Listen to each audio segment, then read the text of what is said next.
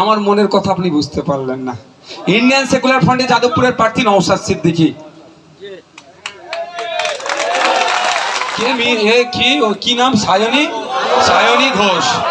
আমি কটাই পৌঁছেছি বলবো না, কারণ আমার বড় ভাইজান ভিডিও দেখলে ওই দিদি দেখে বিপদ হয়ে যাবে।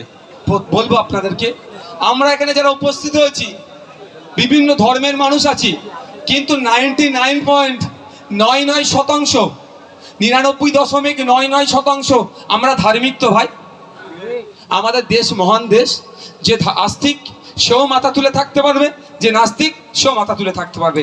হয়তো এখানে যে 5,000 3,000 মানুষ থাকে, একজন কি দুজন নাস্তিক হতে পারে, সে তার ব্যাপার, সেও একটা মতদর্শে বিশ্বাসী, কিন্তু সবাই আমরা মাথা তুলে বাঁচি। কিন্তু আমরা ভুলে যাব ওই ভদ্রমহিলা সায়নী ঘোষ যেভাবে হিন্দু ধর্মের শিব ঠাকুরকে নিয়ে, শিবলিঙ্গকে নিয়ে বাজে মন্তব্য করেছে। ধর্মপ্রাণ মানুষের জবাব দিতে হবে। কেউ যদি মনে করে ওটা হিন্দু ধর্মের মানুষ ধর্মকে নিয়ে নাটক মানে বাজে মন্তব্য করেছে, হিন্দুরা জবাব দেবে, এটা ধর্মপ্রাণ মানুষের কথা হয় না। ধর্মপ্রাণ মানুষের কাজ কি হবে? মসজিদে কেউ যদি মসজিদ নিয়ে কথা বলে, যেমন রুখে দাঁড়ানো, মন্দির সম্পর্কে বাজে মন্তব্য করলে একইভাবে রুখে দাঁড়াতে হবে। গির্জা সম্পর্কে বাজে মন্তব্য করলে, ধর্মস্থান সম্পর্কে বাজে মন্তব্য করলে রুখে দাঁড়াতে হবে। এটা ধার্মিকের পরিচয়। তো সায়নী ঘোষ মহাশয়া কি বলেছে? শিবলিঙ্গকে বাজে মন্তব্য করে, জানেন তো? তা আমরা কি করব? ওকে যদি আমরা প্রশ্রয় দিই, ওনাকে, ওই ভদ্র মহিলাকে যদি প্রশ্রয় দিই, তাহলে আগামী দিনে এই ধরনের বাজে মন্তব্য বিভিন্ন ধর্মকে নিয়ে করবে। যারা ধর্মকে নিয়ে অবজ্ঞা করে, তাদেরকে আমরা একটাও তাদের পক্ষে না ভোট যায়, তার জন্য আমরা বুতে বুতে চলে যাব। আর একটা কথা অদ্ভুতভাবে দেখছি, এই মতটার সাথে তৃণমূল যে একমত নয়, এই মতটাকে তিনি সায়নী ঘোষ যে মন্তব্য করেছে, তৃণমূল যে এই শব্দটাকে তারা প্রাধান্য দিচ্ছে না বা গ্রহণ করছে না, অফিসিয়াল স্টেটমেন্টও দেখতে পেলাম না। মানে কি বকলবে তৃণমূল তাহলে এটাকে সাপোর্ট করছে? আমাদের পার্টির কেউ যদি একটা বাজে মন্তব্য করবে না আশা করছি, তাহলে আমাদের ক্লিয়ারিফিকেশন দেওয়া দরকার তো, যে ওই বক্তব্যের সাথে আমি সহমত নই পার্টি। তাই এক্ষেত্রে হয়নি, বুঝতে পারছেন ব্যাপারটা? তাহলে যারা ধর্মকে নিয়ে অবজ্ঞা করছে, তাদের কোনোভাবেই প্রশ্রয় দেওয়া যাবে না।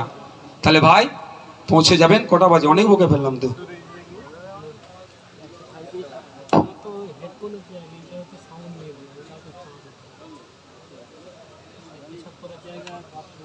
আর 5-7 মিনিট টাইম নেব, অসুবিধা হবে ভাই? কালকে রাত্রিরে আমরা বেরিয়েছি মালদাতে, মুর্শিদ ইটাহার থেকে। কখন পৌঁছেছি বাড়িতে জানেন? আমার কি বলে লোকেশনে দেখাচ্ছিল 6টা, এই 5:55। কটায় পৌঁছেছি বলবো না, কারণ আমার বড় ভাইজান ভিডিও দেখলে ওই দিদি দেখে বিপদ হয়ে যাবে। 5:55 টাইম দেখিয়েছে লোকেশনে, তার অবশ্য আগে পৌঁছেছি। তারপরে এখানে আসা, আমারও কষ্ট হচ্ছে, আপনাদেরও কষ্ট হচ্ছে, আপনারাও মেহনত করছেন। আমি চেয়ারম্যান, আমাকে একটু বেশি মেহনত করতে হবে। আপনারা বুথের নেতৃত্ব আমার থেকে একটু কম মেহনত করবেন। অঞ্চল নেতৃত্ব একটু বেশি তাকে করতে হবে।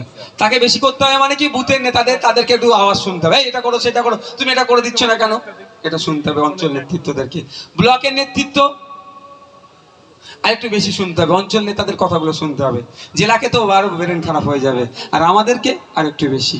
কিন্তু আপনাদের বলবো, আমি সব থেকে বেশি গুরুত্বপূর্ণ দলের, আপনিও কর্মী আমিও কর্মী, কিন্তু আমি মনে করি গুরুত্বপূর্ণ কর্মী কে জানেন?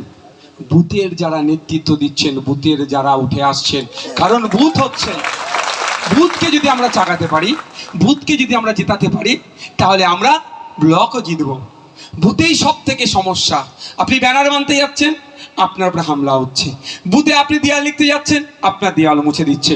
আপনি বুথে বোঝাতে যাচ্ছেন, আপনার নামে মিথ্যা কেস দিচ্ছে। সব বুথের সমস্যা।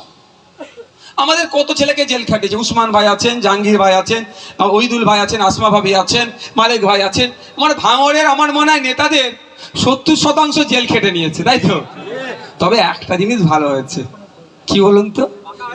হ্যাঁ, আমরা জেলের ভয় আর খাই না। আচ্ছা, ভাঙড়ের যারা জেল খেটেছে একটু হাত তুলুন তো। এই হাত তুলো, জাহাঙ্গীর ভাই। ভাবতে লজ্জায় অনেকজন তুলছে, আরে জেল খাটা আসেনি, চুরি দেয় নাকি? আচ্ছা না বাবা, লজ্জায় তুলছে না। আরে ওরা চাকরি চুরি করে জেলে গিয়েছে, আমরা চাকরি বাঁচানোর জন্য, চুরি বাঁচানোর জন্য জেল খেটেছি। আমরা গর্বিত, দেখতে পাচ্ছে না আইনের চড় কেমন খেয়েছে। আবার মমতা ব্যানার্জি নাটক করছে, বলছে 10 লক্ষ চাকরি রেডি আছে। আরে 10 লক্ষ চাকরি 2021-এ চাকরি নির্বাচনের আগে বলেছিল ডবল ডবল চাকরি দেবো। 2024 চলছে, ডবল চাকরিতে দূরের কথা, চাকরি ছুট হচ্ছে। তবে একটা কথা ভাই, এই চাকরি যেটা আপনার, এটা এই প্রসঙ্গে বলে নিই যে প্রায় 26,000 চাকরি বাতিল হচ্ছে, জানেন তো। কিন্তু সবাই কিন্তু চুরি করে চাকরি পায়নি, অনেকের মেধার ভিত্তিতে পেয়েছে। আমি অনুরোধ করবো সকলকে নিয়ে আপনারা খিল্লি করবেন না। আপনারা সরকারকে প্রশ্ন তুলতে বলুন, গ্রামে গ্রামে পাড়াতে পাড়াতে যান, যে মা ভাবুন 26,000 পরিবার আজকে ধ্বংস হয়ে গেল। যে টাকা দিয়ে চাকরি নিয়েছে তারও পরিবার ধ্বংস হলো, কারণ ওই টাকাটা জমি জায়গা বিক্রি করে দিয়েছে। আর যার মেধার ভিত্তিতে তাকে আবার চান্স দেওয়া হবে বলেছে কোর্ট, কিন্তু যেহেতু আজকে সোশ্যালিতে তার যে সম্মান কিছুটা হলেও আঘাত লাগছে, সম্পূর্ণ দায়ভার রাজ্য সরকারের। এই চাকরি চোরেদের হাত থেকে রাজ্যকে বাঁচাতে হবে, এই চাকরি চোরেদের হাত থেকে বাংলাকে বাঁচাতে হবে। আর এই চাকরি চোরেদের সাথে যারা যোগ্য সাথ দিচ্ছে কেন্দ্রের বিজেপি সরকার, তাদেরকেও আমাদেরকে পরাস্ত করতে হবে। এটা মাথায় আসছে তো ভাই? তাই আমি অনুরোধ করবো আপনাদেরকে, আপনারা যে যার সম্মান অবশ্যই আছে। আমাদের যেমন এখানে মহিলা সদস্যরা আছেন, এদিকে আছেন দিদিরা আছেন, ভাইয়েরা আছেন। পঞ্চায়েত ভোটে, বিধানসভাতে যেমন আমরা খেটেছি, ঠিক তার থেকে বেশি আমাদের খাটতে হবে। আচ্ছা, আমি আপনাদের একটা কথা বলি, আমাদের এই যাদবপুরে ইন্ডিয়ান সেকুলার ফ্রন্টের প্রার্থী কজন, একটু হাত তুলে বলবেন? ভুল হচ্ছে কিন্তু না, আমার মনের কথা আপনি বুঝতে পারলেন না। ইন্ডিয়ান সেকুলার ফ্রন্টে যাদবপুরের প্রার্থী নওশাদ সিদ্দিকী। এখনো আপনারা আমার কথা, মনের কথা বুঝতে পারলেন না। আপনি বলুন, ইন্ডিয়ান সেকুলার ফ্রন্টের যাদবপুরের প্রার্থী আপনি, হাত তুলুন। কে কে প্রার্থী? কে কে প্রার্থী? হাত তুলুন। তুমি মালিক ভাই প্রার্থী নয়? একটু হাত তুলুন। ইন্ডিয়ান সেকুলার ফ্রন্টের যাদবপুরের প্রার্থী কারা? আমরা। তাহলে আমরা আমাদের জেতার জন্য সর্বোচ্চ চেষ্টা করব তো নাকি? গণতান্ত্রিক প্রক্রিয়াতে সর্বোচ্চ চেষ্টা করব।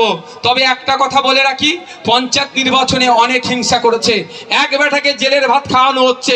এখন তারা গোষ্ঠীদ্বন্দ্বের নামে চালাচ্ছে কি আমার দেখার দরকার নাই। ফার্স্ট কিন্তু জেলের ভাত এই আইএসএফ তাকে খাইয়েছে। আইএসএফ এর মামলাতে তিনি অ্যারেস্ট হয়েছে, ওই মামলা কিন্তু অনেক জনের নামেও আছে। বুঝতে পারছেন না?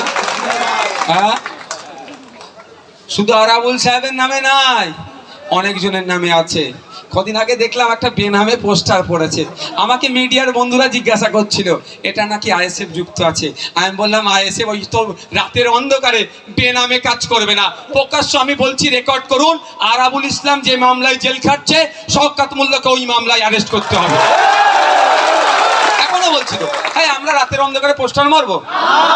আরে মার খাবো, মাথা ফাটাবে তো দিনের বেলায় মারবো। ও কাপুরুষের মতো কাজ ওদের দলের লোকেরাই গোষ্ঠীদ্বন্দ্ব করছে, আমরা করব না। আমরা প্রকাশ্যে বলছি তো, নোটোরিয়াস ক্রিমিনালকে আগামী দিনে সর্বোচ্চ আমরা চেষ্টা করছি জেলের ভাত খাওয়ানোর জন্য। পশ্চিমবাংলা জেলের ভাতের ভালো নয় সেটা আমি দেখে এসেছি, বিহারের জেলের ভাত তো খাইনি। আমার মনে হয় পশ্চিমবাংলার থেকে একটু ভালো হবে, এখানে সেন্ট্রাল গভর্নমেন্ট একটু অনুদান বেশি, দরকার লাগলে তিহারের ভাত খাওয়াবার ব্যবস্থা করে দেবে। তো আসমা ভাবিরাও ছিল, জিজ্ঞাসা করো না, খুব একটা ভালো ভাত ছিল না। রুটি এই ওইদুলকে জিজ্ঞাসা করো, এত পাতলা রুটি কি বলে, এরকম দেখলে দেখা যাবে এই মাথা থেকে। তাই তো ওইদুল, হ্যাঁ বুঝতে পারছো না? তবে একটা কথা বলবো, আমি জেল থেকে এতজন বেরিয়েছে, আমি 2-4 জনকে দেখেছি কিন্তু একটু মোটা সোটা হয়ে বেরিয়েছে আমাদের ছেলে, কেন কি জানি। হ্যাঁ আছে, কোথায় সে?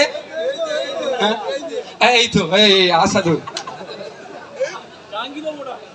আমাকে যখন জেলে ধরেছে, মানে কলকাতায় আমাদের আসমা ভাই আমাদের যাকে ধরেছিল, দেখি একজন আওয়াজ ভাইজান ভাইজান করছে, আর আসাদুলের চিনা চিনা হবে, তারপর আসাদুল একে একে ধরলো কি করে, ও তো ভাঙড়ে, বলছে ভাইজান আমাকে ধরে নিয়েছে। তো কি হয়েছে, আমাদের জীবন থেকে 42টা দিন, জীবন থেকে 60টা দিন কেড়েছে, আর কিছু তো নয়, কিন্তু আমাদের জ্ঞান হয়েছে, আমরা নেতৃত্ব হয়ে উঠতে পেরেছি। আমি ধন্যবাদ জানাই মমতা ব্যানার্জিকে, তার ভাইপো অভিষেক ব্যানার্জিকে। তোমরা গটাপ করে আমাদের নামে মামলা দিয়েছিলে না, জীবনে জেলে যদি না যেতাম, পুলিশ কাস্টডিতে না থাকতাম, বারাইপুর জেলে যদি না যেতাম, জীবনের রাজনীতির একটা বড় অংশ আমাদের অসম্পূর্ণ থেকে যেত। আমি এই জায়গা থেকে ধন্যবাদ জানাই রাজনীতির জ্ঞান অর্জন করার জন্য। একটা অধ্যায় তারা আমাদের অনিচ্ছাতেও পূরণ করিয়ে দিয়েছে। একটা ভয় লাগতো ভাই, এই জেল খাটবো যাই বলি না কেন, একটু মনে ভয় লাগতো, কি রে বাবা কিছুই নয়, ফোনটা শুধু পাওয়া যাবে না, তবে যদি মাল খরচ করতে পারে, ওটা আমি বলবো না, আমি আইনের লোক তো, অন্যায় হচ্ছে ওটা। আপনি যখন ছিলেন চোর বলতো আপনার সাথে দেখা করতে আসতো, না সেটা 100 বার সেটা হয়েছে, সেটা তো মাউস বললাম না, আমরা চাকরি চুরির বিরুদ্ধে লড়াই করেছি। ভাই আমি বলবো আমরা সবাই প্রার্থী আজ থেকে, হবে তো ভাই? কারো অসুবিধা আছে? আমাদের একসাথে চলতে উঠতে বসতে অস্বীকার করার কোনো জায়গা নাই। ভাই ভাই আমরা ঠিকঠাক থাকতে পারছি না, আমরা কর্মী সমর্থক, মনোময় কোনো বিষয় থাকতে পারে। আমি আজকে বলছি আমার বুথে মিটিংটা হোক, উনি বলছে না ওনার বুথে মিটিংটা হোক, এটাও থাকতে পারে তো। এটা থেকে করবে রাগ করলে হবে না। আমাদেরকে লক্ষ্য কি করতে হবে? ভাঙড় সহ সারা রাজ্যকে সন্ত্রাস মুক্ত করতে হবে, হিংসা মুক্ত করতে হবে।